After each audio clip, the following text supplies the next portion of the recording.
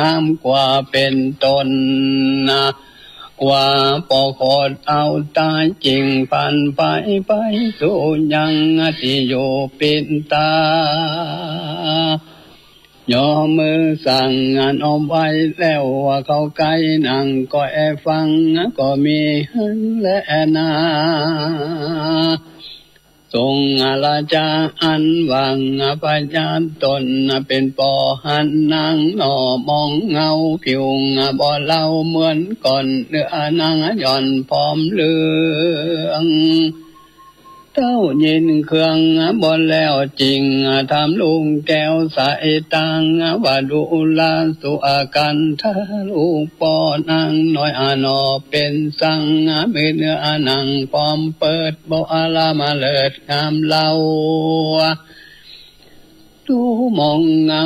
ตำก้อยดังพี่ก้อยละกะกินตายดูกะได้มาต้องในแห่งห้องกะยังจุงไข่จะบอกเล่า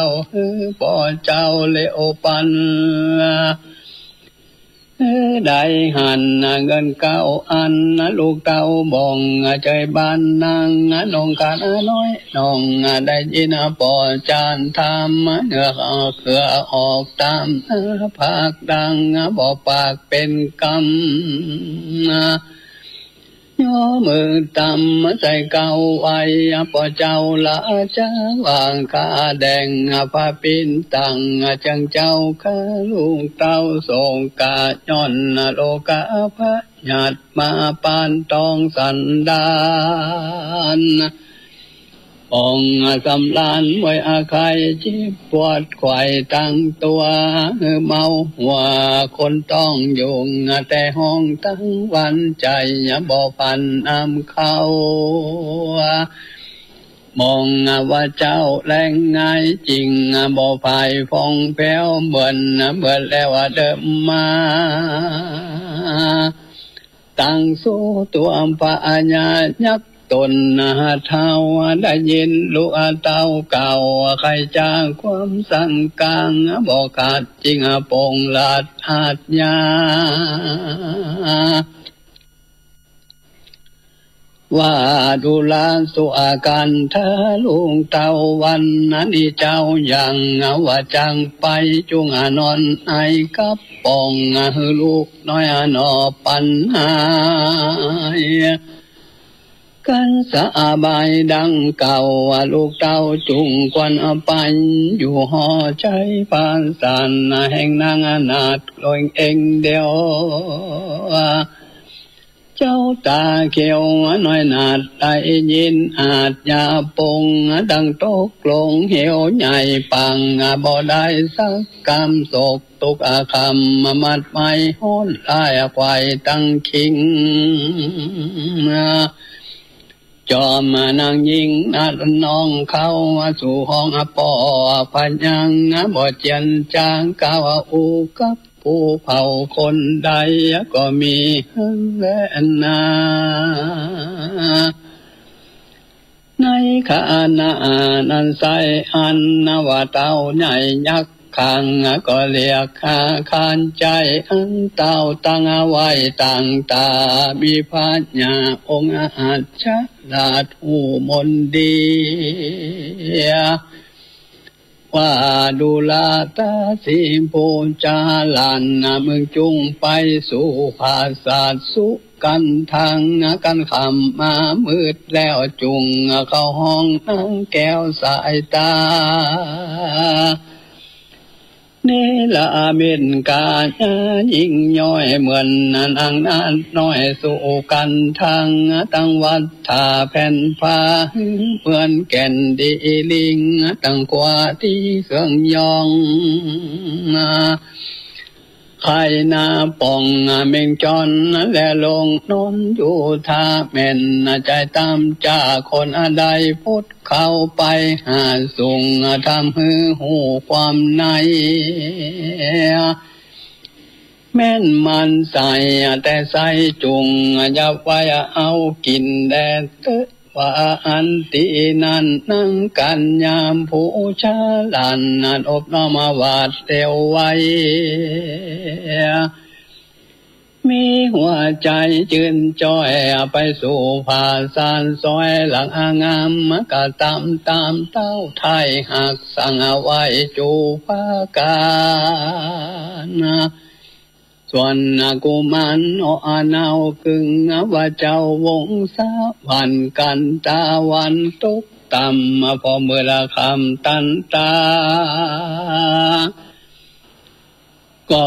ปอกมาสู่ห้องแห่งนัดลองสู่กันทากับกายังบ่จะเป็นใจนุ่มอาณาตันตังดังตังพันมาจัดใจ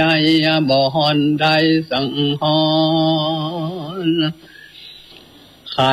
กำวอนจื่นจ้อยว่านังนาราต้อยสายตังสันใดจาโศกเศร้าบ่ตาละเหล่าใครก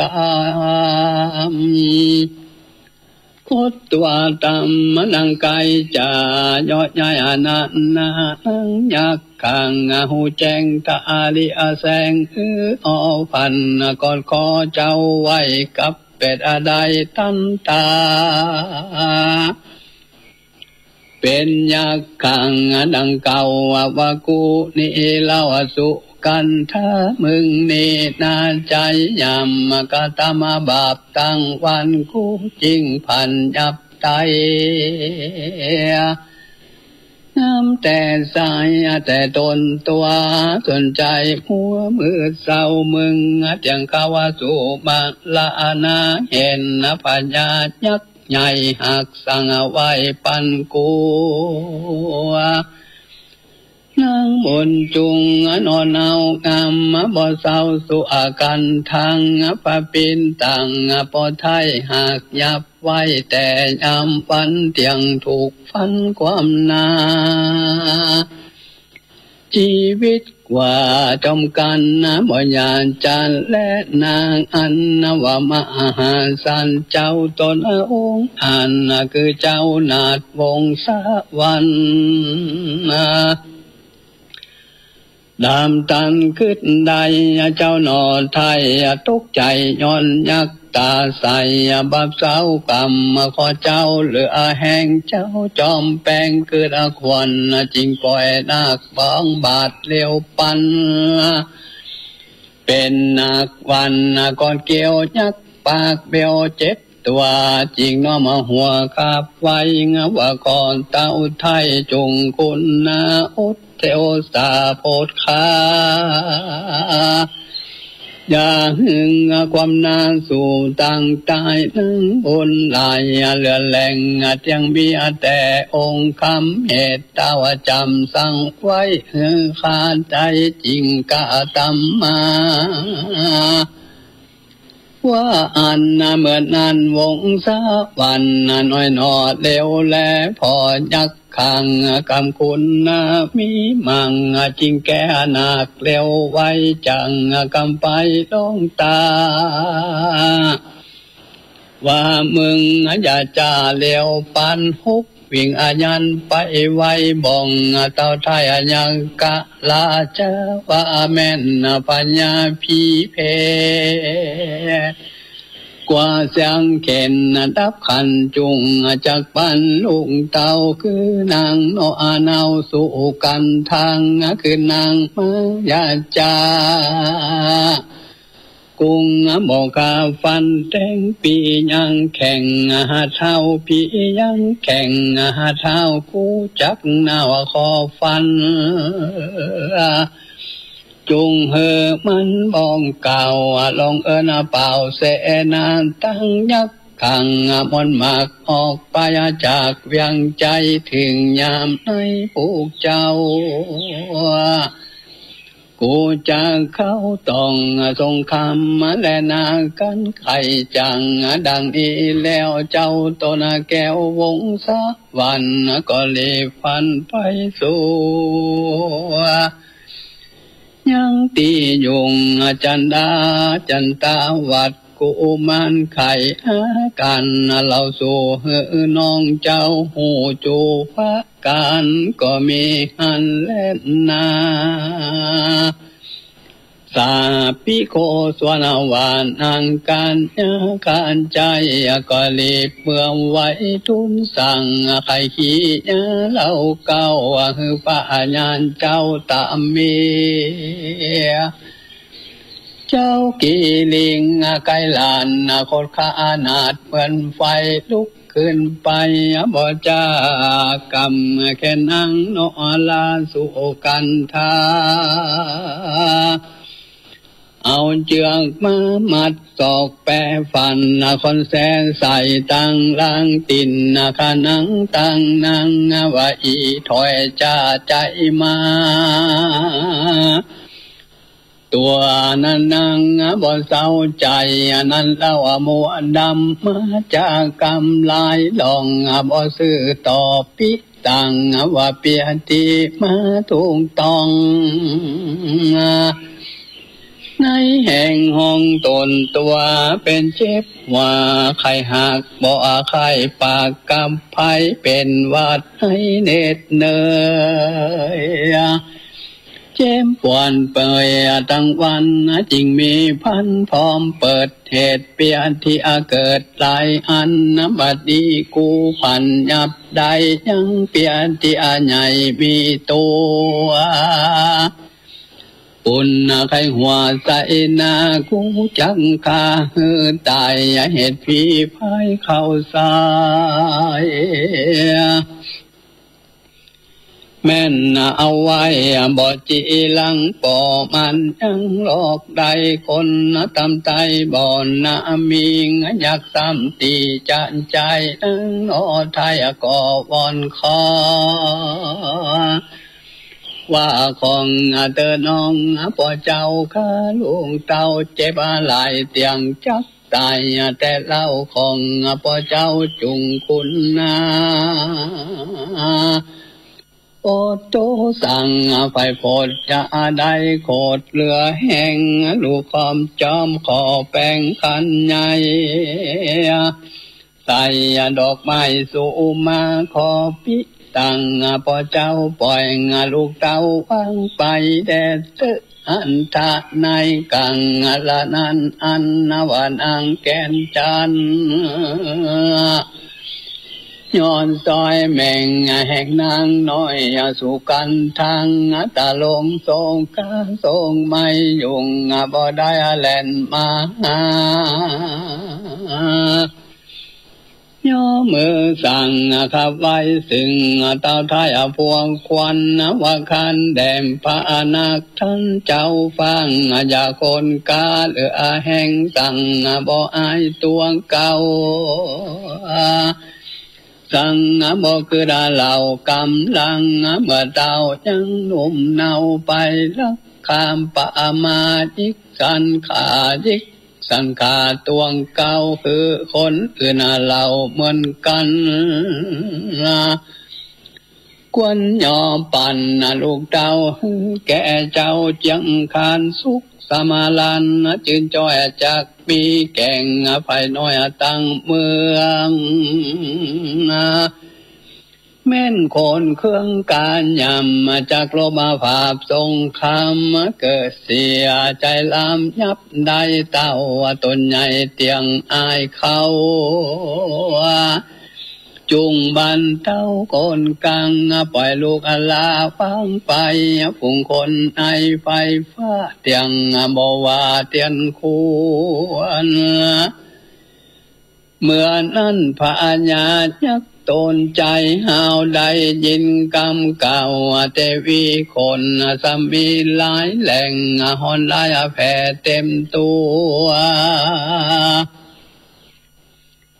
เยอะไข่หัวใส่นางไว้อีถอยจ้าตามนมึงสองคนลูกเต้าใจหักเศร้าเหมือนอาการกูเล่งหันเป็นปล่อยอีลูกน้อยสุกันทะหัวใจมังเข้าใส่แมงบังไว้วังเอาสองนางเฝ้าแม่ลูก อาโกทงใจกันใจมันพันหาจูตัวมันอยู่ในเฮือนตาแต่แลเจือนเบาตั้งเท่าเด็กขาเนี่ยมายังหล่อไม้หัวบ่อนายสงสารใจพันหยาดจากกูจักขาหือตายในยามให้พวกเจ้า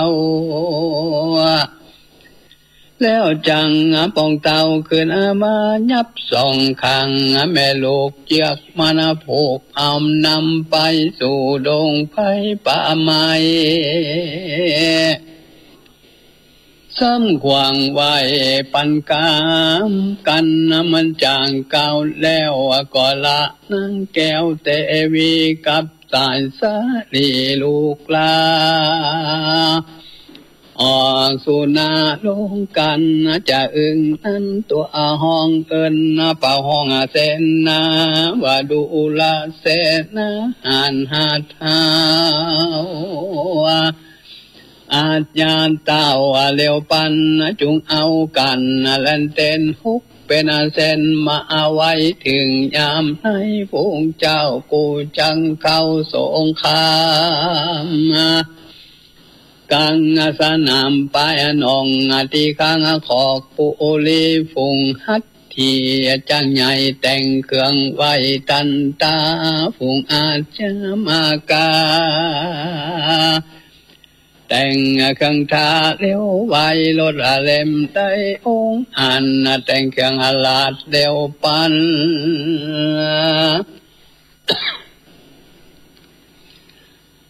ลำช้างกันจูผู้ไหลลังโลตัวมังฝุ่งเสนนาจูปูกานาอยู่ลงกันเอากันยันดีพาวเลื่องอ่อนป่าลงลองเอินเป่าตั้งเมืองโยธาเรืองจูผู้ไหลเข้าสู่ลานหลวงเครื่องปั่นปวงลมมาพาคือห้องและดามปลาลาคนออกมาฝ่ายแผ่งฮือถึงแก่จุคนฟุงลีปนหลายหมื่นโหลองจืนเอาควันเสียงเดืองนั้นมีกองสนตองปลาตั้งอาจยังมาจ้างเขาแต่งห้างสับปันมาเนืองนั้นที่แห่นจังห้องแลนตั้งไว้ยังเสนาเตียงเป็นตังละอยู่ทานละจังอันวังพญายักเท่ากันลุงเจ้ายามง่ายก็พันพายไปสู่ยังตีมงโยธาหงสามลามีกองสะอานันห้องเพียงใจนำพ้นไหลเป็นกาตาตั้งแมงฟังไปบนดังแมงฟ้าไปบนออกสู่หนไปหนองที่ข้างขอกสะน้ำก็มีหันเล่นนาว่าเจ้าวงสวรรค์ตนองค์อันก็ป่าเอาจันทวานกุมมันใจบ้านบ่เศร้าก่อยใจเต้าสู่สะนายักลายลำลุมลายลุมาใส่ลุมใส่เจ้าวนอทายตั้งสองก็สะยองขึ้นอากาศไว้กานาดตันตังมุโยธายักกาหกคืนฟ้าเลี้ยวปันเจ้าวงสะวันน้อยนาดยกยอญาติโยธาอนุยิงเสียงตังพิงเสียงดังพิงตัวห้อง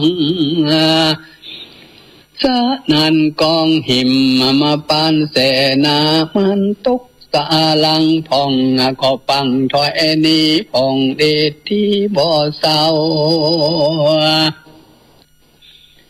ล้นแล่นเข้ามาห่างกำดาบตามาไกลปุ่งหอกใส่สนดังสายฝนจากฟ้า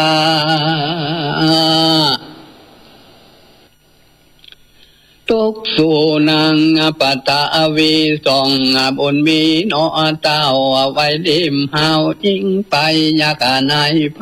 ตายขาดมันละนาดเป็นสายหมู่บ่ตายเล่นเขาเสียงอดเอาเนื่องนั้นเขาเอากันโอลองกำมาดับสองกวดไกวหอกคมใส่ย้อยืนมีหลายหมื่นหลายแสน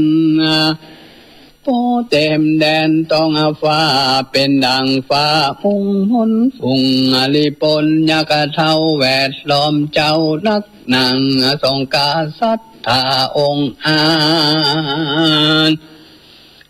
ถือดาบฟาดควันควายยักษ์ตาใส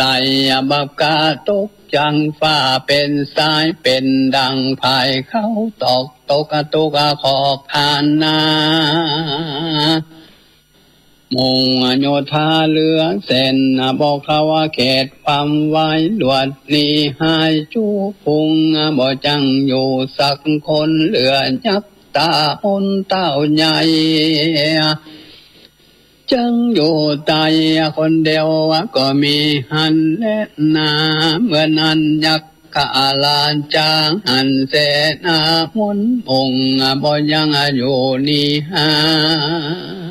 ยความโคตรลายแพทย์ไม่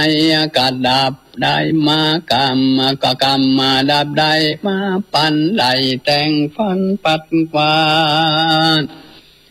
ยังเจ้าน้อยนาดวงสะวันเจ้าก็พันตอมตากรรมดำกากวดไปยักตาใสใจหาวตัวพุทธาวำไว้หลวดตกกับกายเกิดใหม่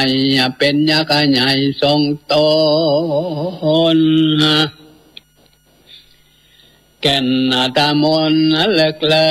กำดาบเงอมาปันเจ้าก็ฟันแถมเหล่าส่งยังเท่าทุกตายสำกับกายบ่จาเป็นยังกาสีตัวเนี้ยใครเอาหัวโหลง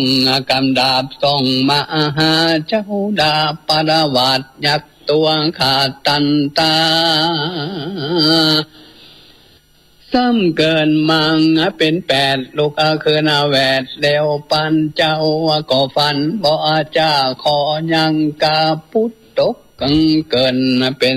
16ยักเท่า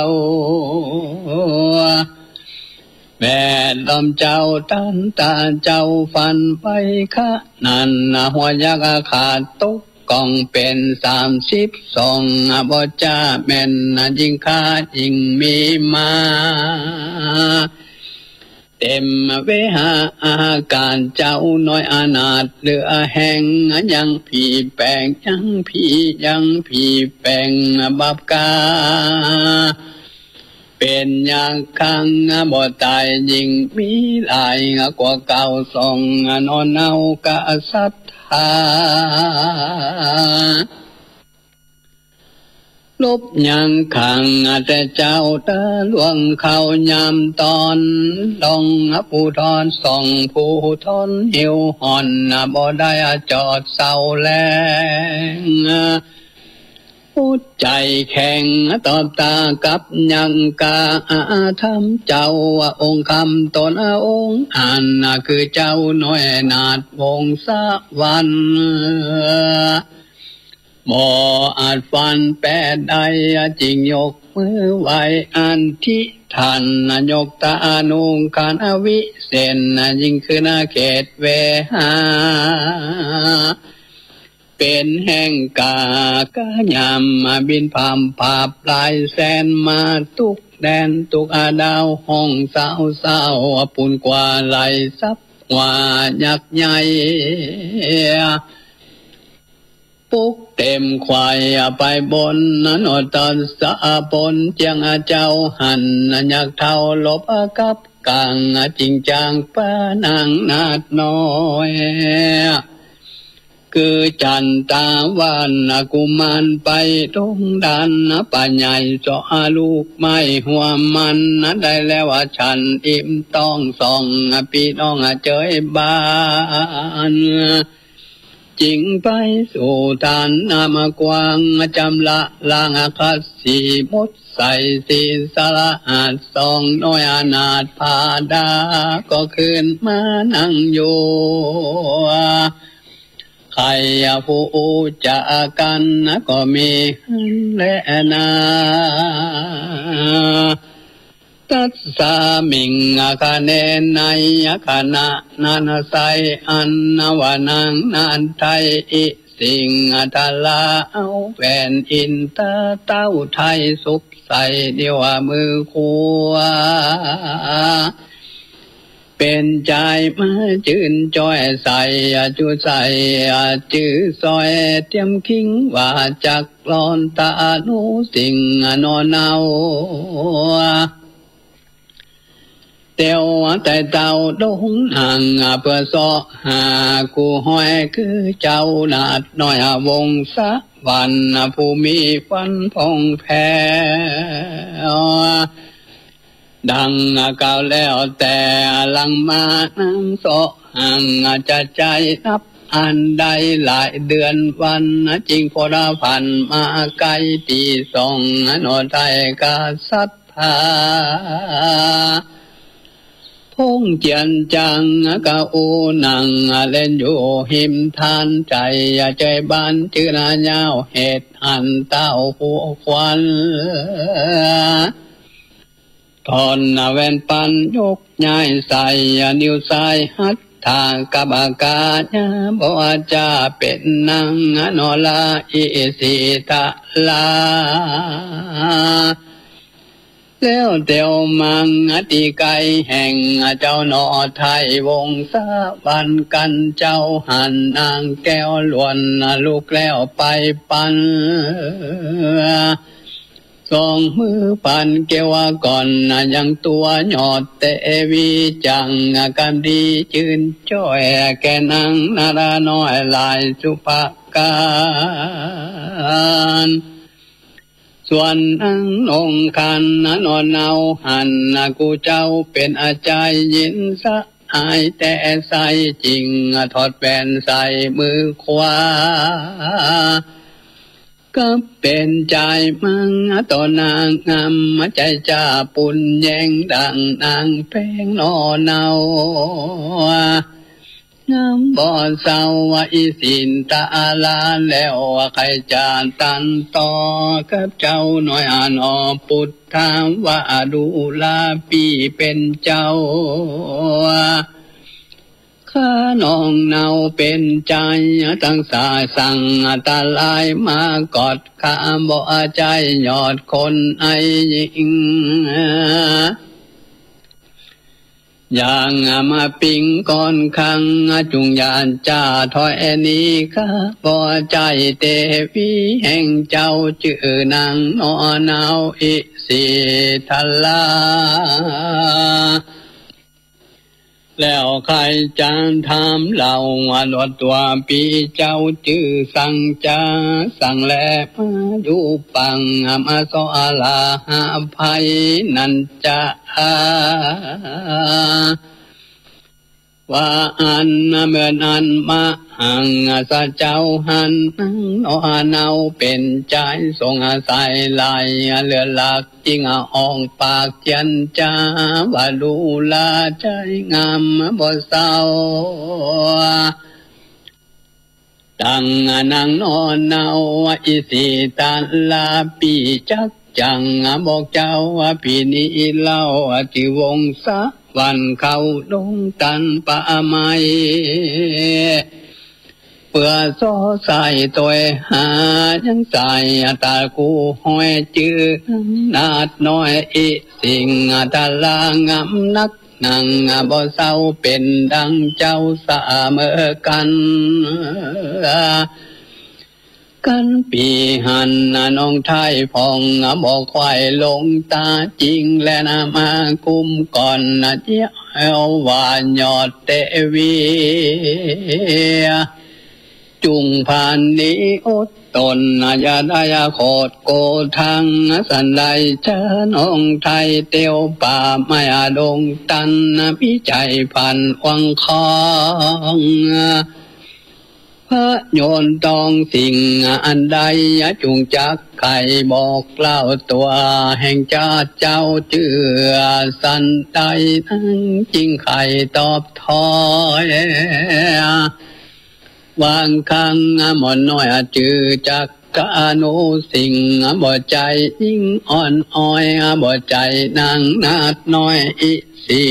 ทัลลาข้านี่มังปะไมเตียวพับควายดงน้ำเปื่อโซหังจะใจยังนางนาราไทยเตวีอันปัดนี่จะขังติปางกวางทงดอนเหมือนพระผู้ทนปีเจ้าเฮานี่เราหากเหมือนกันเจ้าวงสะวันน้อยนาดจริงโอกาสเจียนจาว่าบันนี่นาปีเจ้าพงยังจักเข้าทรงอาคามติสะนามปามายกับจักใหญ่ปาลาปีนี้มาละไว้เพื่อสอนใส่กินหัวมันเดี๋ยวจักปั่นปองเต้าทบกับเท่ายักษ์ขามังลนาเมียนจันชีวิตขาดเบื่อมอนสาลีบางอ่อนนาดน้อยงามมาถึงจอยอิสิตาลามีแหวนทางมีเส้นกรรมมาเป็นได้ไว้เป็นใจจริงย่อมือถวายน้อมาไว้ทำเจ้านอไทยวงศะวันวันยักษ์กุมพันตนใหญ่ยุงป่าไม้ดงดำได้การตำบามเจ้าแก่งปีเจ้าสั่งอาจารย์พระมหาสันเจ้าตนองค์อันจริงว่าถอยเจียนจาว่าดูลาใจงามนองเนายัก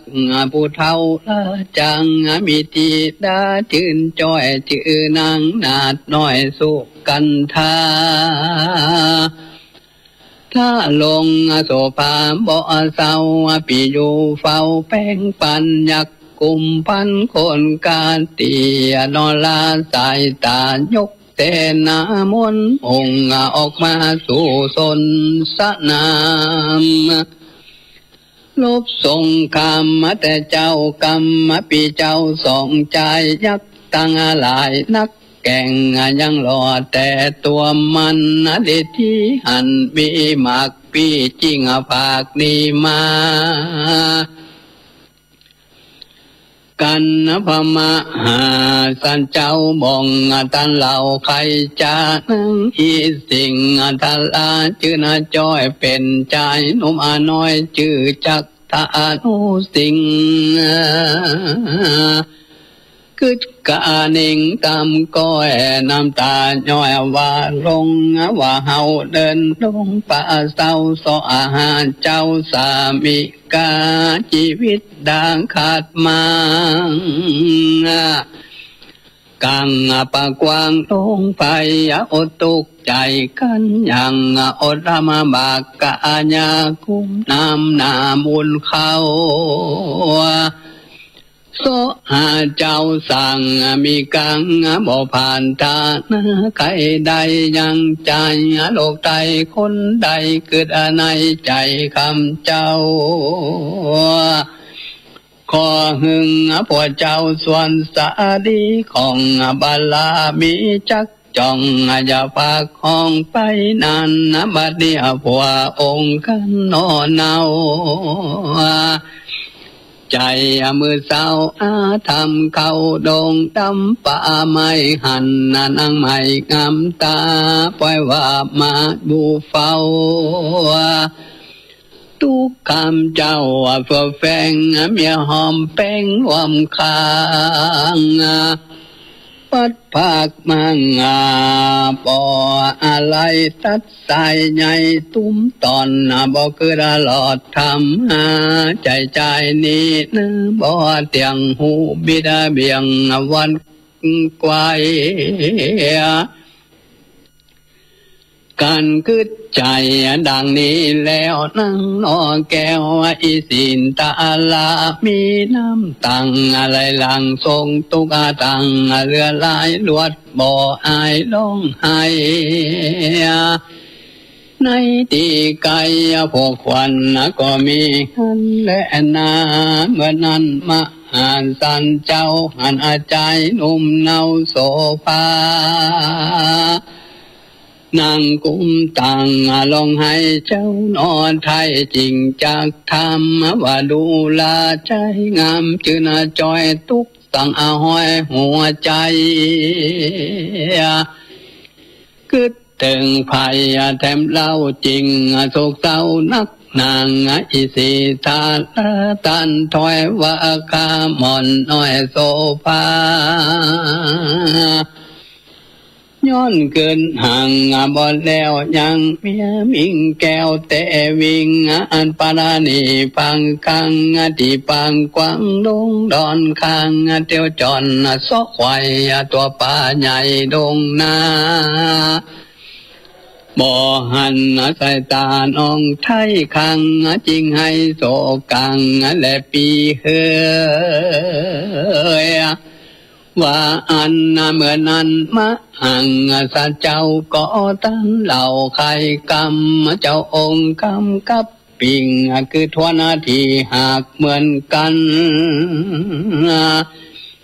เมียหักพันผาคังที่ปางกวางตรงตันเอวภายพันซอสอนบ่หานยอดนาลีแม่นบุญมีปางก่อนยอมบ่หอนไปไหนเป็นสันได้ก็แล้วเตียงจากใดนั่งแก้วคือนามาสามเฮาลาพี่น้องแก้วก้อยเอวห้องตรงตันช่วยกันพันซอกไส้เตียงจากใดบ่ไกลกะอิสิตานาดน้อยจริงตานถอยไข่กรรมว่าตัวองค์คำปีเจ้าโซนอเนาเตวิงนามุนมีกว้างใหญ่ได้เมียใหม่หลายคนส่วนว่าตนแห่งข้าเมียปางนานิ่งไก่ข้าโอนาใจสอนใส่ช่วยกันพันละ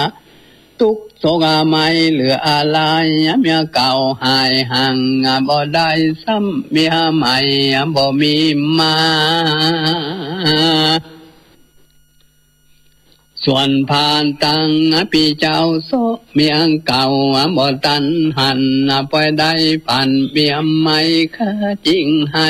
เครื่องกิ่งเพื่ออันแล่นนาแม่นบานเจ้าจังตาโนสิงลูเป่าปิ้งจืนจอยชักเก้าถอยสันใดเจ้าใส่ใจน้อยนั่นคือเจ้าลาดวงสะวันก็บ่พันเกิดใดว่านางนาไทย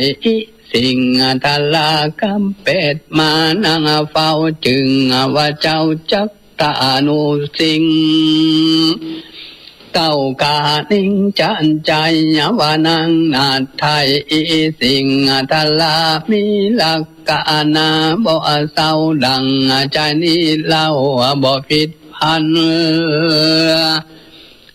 ตั้งผิวพรรณสูงใหญ่เหมือนแตนใสดีลิงจริงไขว่าตีตันต้องว่าดูลาน้องหน่อใจงามเฮาต่างสามพี่น้องจุงไปสู่ห้องกลางสะนำหบทรงคำแปรผับกับอัญญาญาปาลา ปีจังปานงเนาเตียวใต้เต้าห่างเตวีตัวดงที่ป่าไม้เตียงจากใดบ่สงสัยกันจะไข่เก่าแล้วกอมป่าเอาน้องแก้วจักธนูสิงลูกเป่าปิงสาอันกับจันตาวาดกูมาน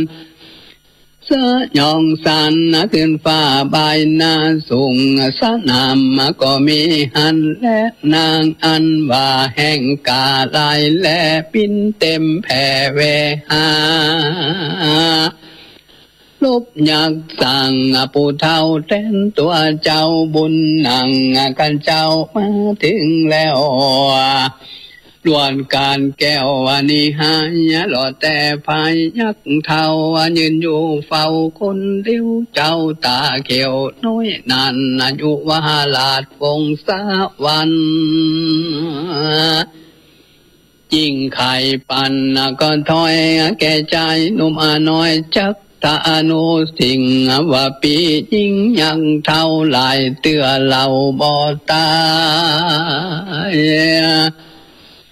นิติลายใจจ้าเป็นอยากคังหมอมละนางขอสายตาน้องนัดจุงสองวัดตาโนยิงจักตาโนสิงตันต่อว่าการน้อยนอขอสะขอลองยักปุ่มปองตัวใหญ่หันสามนอไทยเตียวมายินก่อนทางเดือดไม่กำดับได้มาปันใหม่จากฟันสามเจ้าได้เข้าสู่ตั้งตายส่วนบุญภายนอนเนาลูกบ่เศร้าจักตาโนสิ่งเหมือนอิงโลกตายสัตว์แฟนใส่เลี้ยวไว้กายเป็นไฟล้นไม่เผายักเท่าความวายล้วนบ่กายเกินได้เหตุไฟไม่บ่เลือนลอเจ้าสอมมองนอแก้วหันแว่นพองแผ้วใจงามจริงจังถามบ่จ้าว่าเจ้าน้องลาใส่ใจมีแหวนใส่วิเศษได้จากเขตแดนได้แหวนห้ามใส่บ่เศร้าดังแหวนนอเนาอิสิทัลลาอันกำตังแต่เก่าละสีเจ้าหากใครจะอิสินตาลานาราไทยหากเก็บไว้เตรียมคิงจักตาโนสิงตันถอยว่าแวนใส่ก้อยวงดิ่งตัวข้ามีแต่ก่อนเจนผู้มอนนำมาพระปินตาตนปอได้สืบต่อโดยแตนหากเป็นแวนวิเศษภาพตุกเขตสัตถุงเมื่อนั้นสามเจียงจันสัตกะสัตทางคือว่ามหาสันเจ้าลูกบ่เศร้าเป่าปิงและตาโนสิงน้อยนันกับจันตาวาดกุมันหันอยากพันเพนการตายความนาความวายจิงพันพายแต่เจ้าเอากันเข้าสูงเวียงใจยักตาใส่มนหมักกวาหันหากยินกว่ามาน้อมหัวกับไว้ขอสามมาแก่นไทยเอาตาอย่าเอาตายขอสามใจพายผดปนาโตดมันลันนาปุงยักขังอะไรลาเขาก็เลิกซากปะญาณตนเดี๋ยวก็หนขึ้นสู่ยังตีอยู่ยังใจเอากันไปน้อมไว้ยังเจ้าแก่นไทยนองพุทธาเป็นพัญญาแต้นเสวยแควนกายลาดกิลีก็มีเล่นนา ทรงปิมะหังสันโตส่วนพระมหาสันเจ้าตนองค์หันกันได้เป็นตาวาลาสะเวยเมืองก็เจ้าบุญเรื่องจันตาวันและเจ้าน้อยอนาตอนุสิงอยู่เต็มคิงห้องหลานในภาษาทองคำขจักน้ำช่วยใจตกแต่งเอาไว้จูพาการบ่ฮือส่องจังคันน้องอาณาได้โศกเศร้าการสั่งอยู่ในวังภาษาสะเวยลาสะเมอกันส่วนเจ้าวงศวรรณที่ลาดอยู่ภาษาทอนในกับสายใจนอนเนางามบ่เศร้าสู่กันทาทุกเวลาคำเจ้าได้แต่เฝ้าแป้งแบ่งปันใจบ่พันอัน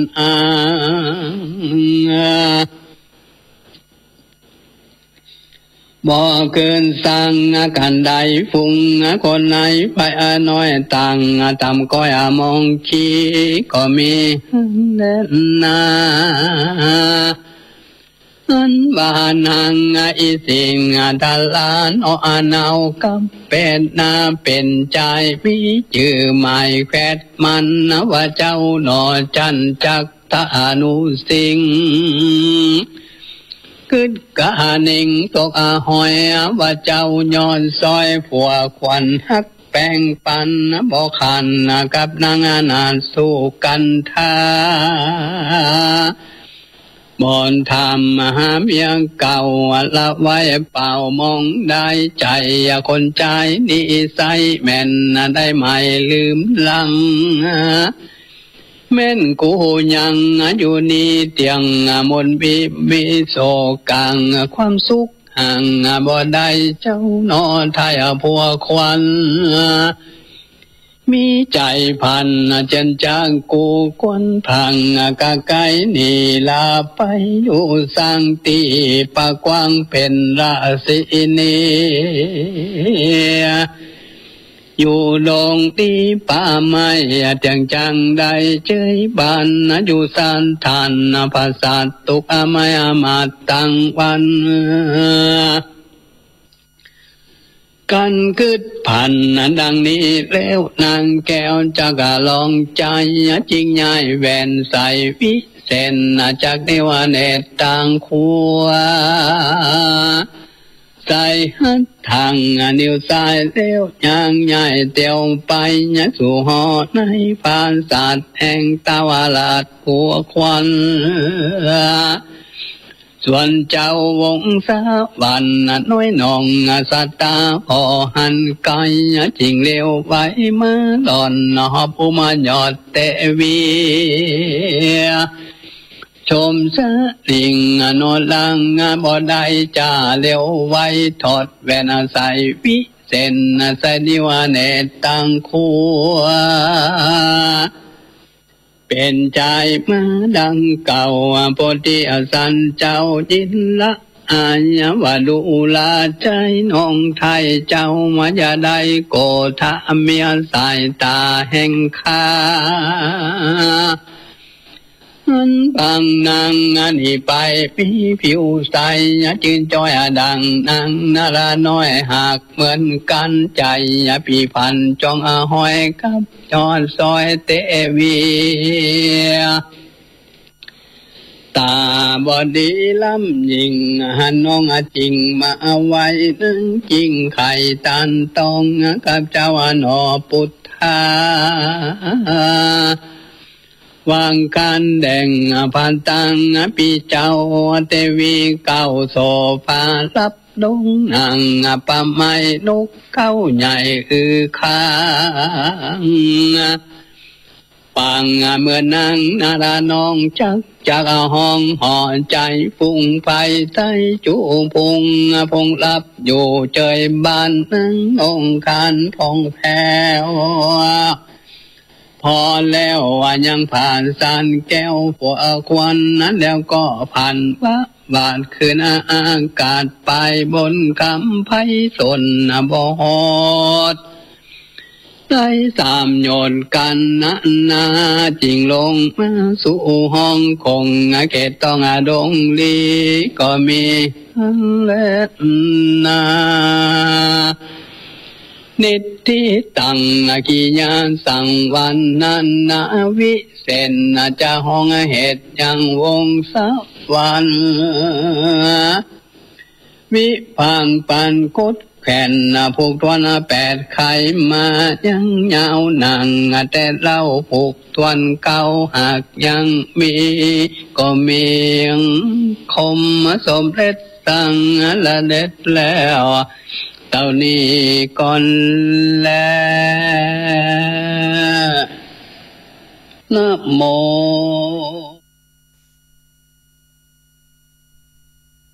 จบลงไปแล้ว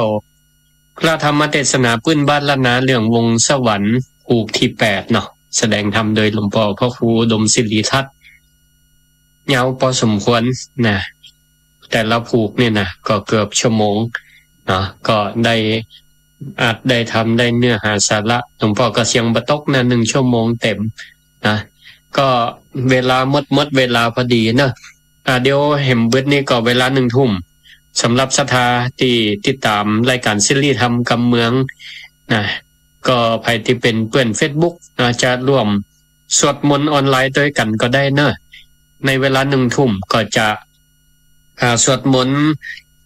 ที่ศาลาวัดมิงเมืองมูลเนาะแล้วก็เปิด Facebook ไลฟ์ไปตัวนะศรัทธาอยู่บ้านอยู่จองก็สวดมนต์ไปด้วยกันเนอะเอาละตอนนี้ก็ลวดลาสวัสดีขอให้ทุกท่านทุกคนอยู่ดี